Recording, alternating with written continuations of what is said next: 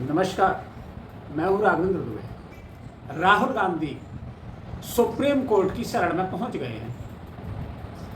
कई लोग टकटकी लगा करके देख रहे थे, विपक्ष के लोग तो देख ही रहे थे, लेकिन सत्ता पक्ष के लोग भी, बीजेपी के नेता भी ये देख रहे थे कि राहुल गांधी आखिर सुप्रीम कोर्ट जाते हैं और कब जाते हैं और जाएंगे भी कि नहीं जाएंगे। जाना तो था ही।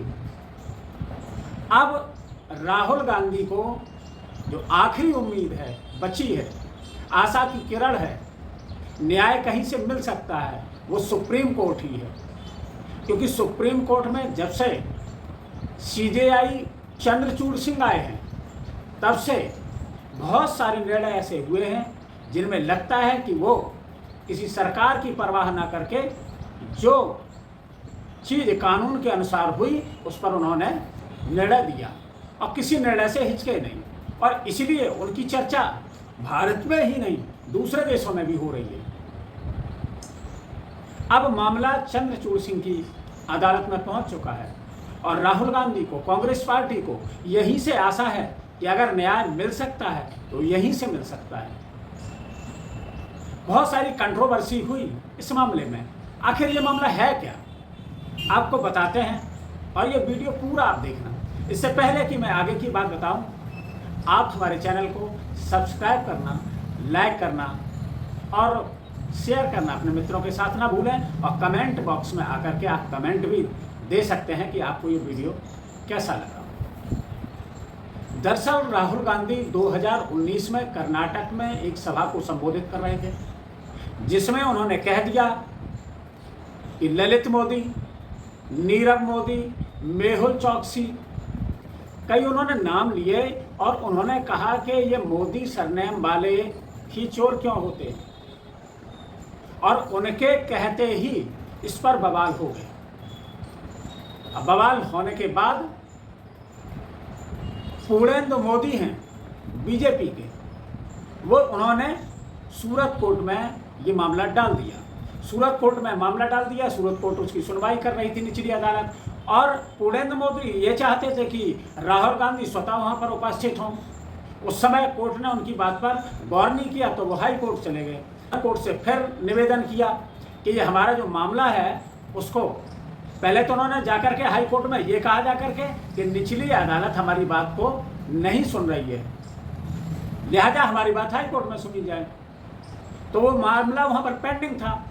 इसके बाद कुछ समय बाद पता नहीं क्या होता है कि वही पूर्णेंदु मोदी फिर पहुंचते हैं हाई कोर्ट और वहां पर एक एप्लीकेशन देते हैं कि नहीं, हमारा मामला निचली अदालत में ही भेज दिया जाए, वहीं पर ये सुनवाई हो। ये फिर मामला नीचे आता है, निचली अदालत में आता है और कुछ समय की सुनवाई के बाद 23 मार्च 2023 को निर्णय आता है। 2 साल की निचली अदालत सजा सुनाती है राहुल गांधी को।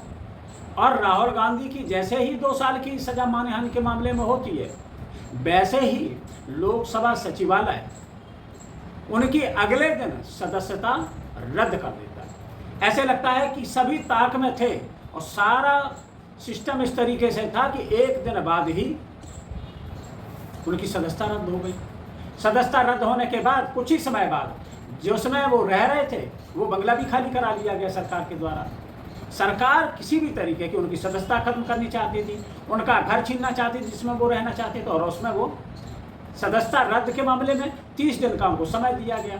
वो ऊपरी अदालत में गए, हाई कोर्ट में चले गए। हाई कोर्ट में भी मामला चलता रहा और हाई कोर्ट ने एक दिन निर्णय दिया, अभी कुछ समय पहले ही उसने निर्णय ये दिया कि इन्होंने वीर सावरकर पर भी टिप्पणी की थी, इन पर और इसी तरीके से राहुल गांधी पर 10 मामले चल रहे हैं, लिहाजा इन चीज़ों को ज़्यादा बढ़ावा न दिया जाए, इसलिए इनकी सज़ा बरकरार रखी जाती है। और ये भी आपको बताते चलें कि 2 साल की जो सज़ा मानहानि के मामले में मिली है, ये इतिहास में सर्वाधिक है, सबसे ज़्यादा है। कभी ऐसा हुआ नहीं कि इतनी सज़ा किसी को दे दी जाए। और फिर इस तरीके के अगर भाषणों पर अगर कोई किसी ने बात किसी को लेकर कही है, अगर इस तरह सज़ा होने लगी और उनकी संसद सदस्यता चली जाए या उनकी विधायकी चली जाए, फिर क्या होगा? लोकतंत्र फिर कहाँ जाएगा? फिर कोई बात कहने से डरेगा, कोई अपनी बात नहीं कह सकेगा, क्योंकि वो जेल भी जा सकता है, उसकी संसद सदस्यता भी रद्द हो सकती है। तो अगर ऐसा होगा फिर किसी बात को कहने का अधिकार कैसे रहेगा?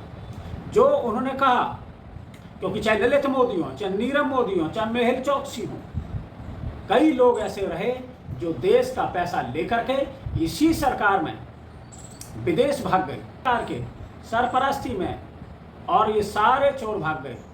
और अगर राहुल गांधी ने ये कह दिया तो मुद्दा बना दिया गया बीजेपी की तरफ से कि ये ओबीसी का अपमान है, मुद्दा बनाया गया कि इन्होंने मोदी समुदाय का अपमान किया है। लेकिन एक बात आपको बता दूं कि मोदी कोई धर्म नहीं है, मोदी कोई जाति नहीं है, मोदी कोई संप्रदाय नहीं है।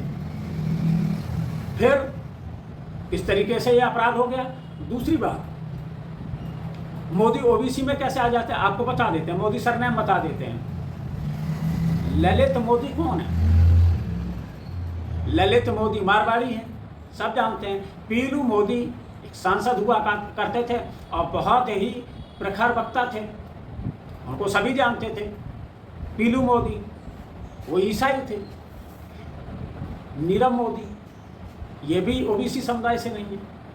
तो फिर जो उन पर आरोप लगाया गया कि ओबीसी समुदाय का इन्होंने अपमान किया है, नफरत की राजनीति कर रही है, जो विपक्ष को खत्म करना चाह रही है, क्या यह इसके लिए घातक सिद्ध हो जाएगा? आप देखें कि राहुल गांधी की जब संसद सदस्यता खत्म कर दी गई, उसके बाद आनन फानन में उनका बंगला भी खाली करा दिया गया। लेकिन राहुल गांधी ने इस सब की परवाह किए बिना जनता के मुद्दे उठाने का काम किया। उन्होंने भारत जोड़ो यात्रा शुरू की। ये वही बीजेपी है जो उनको पप्पू साबित करने में लगी हुई थी। तमाम मीम्स बन रहे थे राहुल गांधी के ऊपर और कई तरीके से कटाक्ष हो रहे थे। ये साबित करने की कोशिश की जा रही थी कि इनमें बुद्धि नाम की चीज़ नहीं है, ये अपरिपक्व हैं और ये देश के लिए ठीक नहीं है। ऐसी छवि राहुल गांधी की गढ़ी गई, जिस पर बहुत पैसा भी खर्च किया गया सोशल मीडिया के माध्यम से, अन्य माध्यमों से। लेकिन जब वही राहुल गांधी भारत जोड़ो यात्रा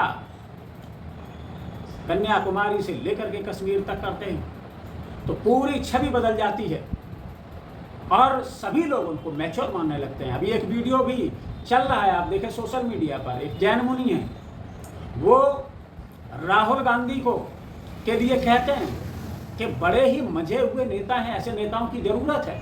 वो कह रहे थे कि पहले मैं भी मानता था, राहुल गांधी के पक्ष में नहीं था, मैं उनको अपरिपक्व मानता था और मैं उनको पसंद नहीं करता था। लेकिन जब से उनको भारत जोड़ो यात्रा में देखा, राहुल गांधी के बारे में मेरी पहले जो सोच थी वो अब नहीं है। पहले उसके बारे में मेरी सोच थी बड़ा राजकुमार है, शहजादा है, ये क्या जानता है किसी के लोगों का दुख और दर्द क्या होता है। लेकिन जब वो 3-4 हजार किलोमीटर पैदल चला और उसकी जो तपस्या देखी, उसकी जो विचारधाराएं देखी, ये एक दिन में नहीं होता है। एक दृश्य में देख रहा था कि एक बुजुर्ग आदमी, गरीब आदमी उसकी तरफ मिलने के लिए लपक रहा है और जैसे उसके निकट आया वैसे उसे उल्टी हो गई और उल्टी उसके पांव में पड़ी।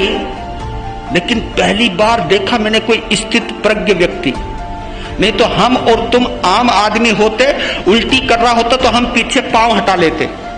लेकिन उस बंदे ने पांव नहीं हटाया, उल्टी वहीं होती रही और वहीं उसकी पीठ को सहलाता रहा। यार मैं देखा क्या गजब है यार, ये बंदा, ये किसी और फितरत का है, ये किसी और मिजाज का है। भारत को बदल के रख देगा ये बंदा। जिसके लिए नेगेटिव मान्यता थी आज मैं पॉजिटिव हो गया उसके लिए, जिसके लिए मैं पॉजिटिव सोचा करता था आज मैं नेगेटिव हो गया उसके लिए। जिस तरीके से वो आम आदमी को मिल रहे हैं, चाहे बुजुर्ग आया उसका सम्मान किया, वो मणिपुर भी गए जहाँ प्रधानमंत्री जी नहीं गए और वहाँ जाकर के सभी शिविरों में मिले, उन बच्चों से मिले और उन महिलाओं से मिले और उन महिलाओं ने राहुल गांधी के कंधे पर सर रख करके रो करके अपना दर्द बताया, जैसे कोई व्यक्ति अपने परिवार के व्यक्ति के मिल जाने के बाद उसके दर्द को, अपने दर्द को उससे बांटता है। ये होना चाहिए। जबकि बीजेपी का राज है केंद्र में भी और मणिपुर में भी, लेकिन मणिपुर में आज तक भी हिंसा जारी है, वहाँ पर प्रधानमंत्री जी नहीं गए हैं। राहुल गांधी मैकेनिक्स के बीच में जाते हैं, वहाँ उनका दर्द सुनते हैं। राहुल गांधी ट्रक चालकों के साथ जाते हैं, उनसे बात करते हैं। तो एक ऐसे नए नेता का अवतार हुआ। उन्होंने कहा भी एक बार कि हमने पुराना राहुल गांधी खत्म कर दिया है, ये नया राहुल गांधी है। राहुल गांधी ने हर मुद्दे को उठाया बिना किसी झिझक के, निडरता के साथ। उन्होंने राफेल का मामला भी उठाया, उसको हवाई अभी कर दिया गया था, लेकिन अभी प्रधानमंत्री जी फ्रांस में गए तो सरकार ने कहा कि आप राफेल की जांच में सहयोग करिए। वही राहुल गांधी जब अडानी का मामला होता है, घोटाले का मामला होता है शेयर मार्केट में, तो सबसे पहले मुखरता से और प्रमुखता से उस मुद्दे को भी उठाने का काम करते हैं। क्या बीजेपी की सरकार इसमें घिर गई है? क्या राहुल गांधी उन पर अब भारी पड़ने लगे? और ऐसा लग भी रहा है और कई परिणाम इसी ओर इशारा कर रहे हैं, क्योंकि जहां भी राहुल गांधी जाते हैं पूरी सरकार उधर पीछे लग जाती है, चाहे उनके प्रवक्ताओं, मंत्रियों, सारे बयानों की बाढ़ आ जाती है। अरे आप लोग तो कहते थे कि वो तो पप्पू, उन्हें तो अकल ही नहीं है। अरे भाई, आप लोगों को तो अकल है, आप क्यों समय जाया कर रहे हैं? अगर वो अकल की बात नहीं कर रहे, अगर वो ठीक बात नहीं कर रहे हैं, तो हम लोग कहते हैं कि ना जिसको अकल नहीं होती उसकी बात पर ध्यान क्या देना। लेकिन आप लोग तवज्जो ही वहीं देते हैं। मणिपुर में गए तो पूरी सरकार लग गई। अरे आप लोग चले जाते, तब आपको लगता है कि सरकार की यहाँ किरकिरी हो रही है। और उन्होंने वो सारे मुद्दे उठा रहे हैं जो जनता के हित के हैं और जनता के लिए हैं। 2024 का चुनाव हमारे दहलीज पर दस्तक दे रहा है, बिल्कुल नज़दीक है चुनाव। ऐसे में राहुल गांधी की छवि जो बीजेपी गढ़ने की कोशिश कर रही थी, उस छवि से राहुल गांधी बाहर निकल गए। और क्या नरेंद्र मोदी जी की छवि दरक रही है? जो उनका आभा मंडल है वो धीरे धीरे खत्म हो रहा है। और 2024 में एक तरफ विपक्षी एकता है, दूसरे तरफ नरेंद्र मोदी हैं। पूरा जो संजो करके चल रहे हैं कांग्रेस को राहुल गांधी हैं, और पूरी कांग्रेस भी उनके तरफ एक आशा भरी निगाह से देख रही है और जनता भी देश की उनके तरफ आशा भरी निगाह से देख रही है। राहुल गांधी की सदस्यता की बात हो रही थी, क्या उनकी सदस्यता बच पाएगी? क्योंकि अब वो सुप्रीम कोर्ट में पहुंच गए हैं, जहां आखिरी आशा की किरण है। अगर यहां से निर्णय उनके पक्ष में जाता है तो वो चुनाव लड़ेंगे। अगर कहीं उनके पक्ष में नहीं आया तो फिर क्या होगा? क्योंकि राहुल गांधी 2024 का भी चुनाव नहीं लड़ पाएंगे, इसके अलावा वो 2029 का भी चुनाव नहीं लड़ पाएंगे। और ये बहुत लंबा अंतराल हो जाएगा, जिसमें किसी की भी, कहते हैं ना कि 2-4 साल अगर कोई निष्क्रिय रह जाए तो उसकी सारी जो राजनीति है वो खत्म हो जाती है। इतना लंबा अंतराल। लेकिन सभी को आशा है कि ऐसा नहीं होगा। और मुझे लगता है कि सुप्रीम कोर्ट, जो निचली अदालत और हाई कोर्ट ने जो निर्णय दिया, अपना वर्डिक्ट दिया, जो उन्होंने उसमें लिखा, उस पर गौर करेगी और उस पर टिप्पणी भी करेगी। क्योंकि किसी मामले को क्यों नहीं सुना गया? क्या 2 साल की जो मैक्सिमम सजा हो गई थी उसमें एक दिन भी कम नहीं हो सकता था? क्यों सजा पूरी की पूरी बरकरार रखी गई? इसका उद्देश्य क्या है कि अगर 2 साल से एक दिन भी अगर कम हो गई तो वो सब खत्म हो जाएगा, फिर वो चुनाव लड़ सकते हैं। लेकिन अब वो सुप्रीम कोर्ट की शरण में पहुंच चुके हैं। न्याय का अंतिम दरवाजा उन्होंने खटखटा दिया है। और यहाँ से लगता है कि पूरी कांग्रेस को भी ये उम्मीद है और सभी को उम्मीद है कि यहाँ से न्याय अवश्य मिलेगा। क्योंकि कई मामलों में सब देख चुके हैं कि वहाँ पर सुप्रीम कोर्ट में जब से मुख्य न्यायाधीश चंद्रचूड़ सिंह आए हैं, तब से हर एक निर्णय सरकार के बिना किसी दबाव में, बिना किसी पक्षपात के दिया गया। इसीलिए सबको आशा भी बढ़ी है कि न्याय जरूर होगा। सरकार क्या इतनी डर गई है बीजेपी की, जहां उनको लगता है कि अगर राहुल गांधी की सदस्यता बच जाती है, राहुल गांधी चुनाव लड़ते हैं, तो ये सरकार के लिए 2024 में आने वाला लोकसभा चुनाव बीजेपी के लिए बहुत बड़ा सरदर्द बनने जा रहा है। जैसा कि अभी देख भी चुके हैं, चाहे वो कर्नाटक का चुनाव हो या फिर इससे पहले हिमाचल का चुनाव हो। कर्नाटक में बहुत सारे प्रयास के बाद भी, तमाम पासे फेंकने के बाद भी, बजरंग दल को बजरंगबली से जोड़ने के बाद भी वहाँ पर कोई दाव नहीं चला और वहाँ पर कांग्रेस की भारी बहुमत से सरकार बन गई। और वहीं से आशा का संचार हुआ कि 2024 में क्या एकजुट विपक्ष इस सत्ता को चुनौती दे सकता है, क्योंकि आरएसएस के मुखपत्र ऑर्गेनाइजर ने भी कुछ समय पहले बात ये कही थी कर्नाटक चुनाव हारने के बाद कि अब आप हिंदुत्व और मोदी के चेहरे पर चुनाव नहीं लड़ सकते हैं, इसके अलावा भी कोई दूसरा रास्ता खोजना पड़ेगा। उन्होंने मान लिया कि नरेंद्र मोदी की जो आभा है वो खत्म हो रही है। बहुत सारे मुद्दे हैं सरकार के सामने उसके वादे हैं किए हुए जो उसने पूरे नहीं कर पाए। रोजगार का भी उसमें एक बड़ा मामला है, किसानों के मामले हैं, जहाँ रोजगार 9.5 साल में 7,22,000 ही दे पाए, सरकार ने खुद कहा। जहाँ वो नौकरी देने में नाकामयाब रहे, जहाँ वो किसानों की आमदनी दोगुनी नहीं कर पाए, जहाँ वो कालाधन लाने की बात कर रहे थे वहीं कालाधन बढ़ गया, डबल हो गया विदेश। सुप्रीम कोर्ट अपना निर्णय करेगा और राहुल गांधी को यहाँ से न्याय मिलेगा। फिर मिलेंगे किसी नए मुद्दे के साथ, तब तक के लिए दीजिए इजाज़त। जय हिंद, जय भारत।